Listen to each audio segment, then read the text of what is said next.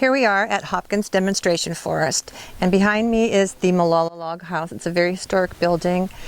We discovered this building in about 1984, put it on the Clackamas County inventory, the historic inventory, and then in the 1990s, the Board of County Commissioners designated it a historic landmark. This building has just been a mystery for us because when we first found it on the landscape in the South Molalla area, in the foothills of the Cascades, we didn't know much about it, and we found that it was moved in 1892, and we don't see this kind of log construction in Oregon. We didn't know the age, we didn't know who built it, we didn't know the original site. About 2007, we found that the building was becoming deteriorated, the roof had fallen in, so we decided that it was really necessary to take the building down and dismantle it. We're going to have a couple people, at least two people down here to pull it out. And Greg Olson is an expert in historic log buildings, and so I consulted with him, very helpful, and he suggested that it was really important to take it down because this is a very special building. It's very rare and unique. This building was about 50% rotten when we scavenged it up. It was so rotten that it was not really reasonable to save it where it was.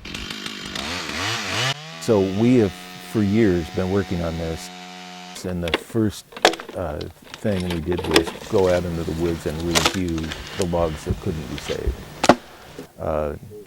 Dovetailing the new logs, patching the old logs, and then finally we stacked the majority of this building in a shop to solve all of the problems, that twisting and all of the things that needed solving. So that stacking it here, which is what we're doing, is quick and easy because we've already done it before. When the opportunity of the Molalla Log House was brought up at the Hopkins board meeting, the board, the education team, we really deliberated and thought about what benefits and what opportunities it brought here to Hopkins. And the most exciting piece was, one, being a wood structure, we educate about the use of wood. And so the history of it has an intriguing tale. The part that wood has been used for a long time, managed for structures that we live in, part of our lives here in Oregon, and to this day we still harvest Douglas fir. So that's the message that we really thought was important to bring to Hopkins, was wood being used.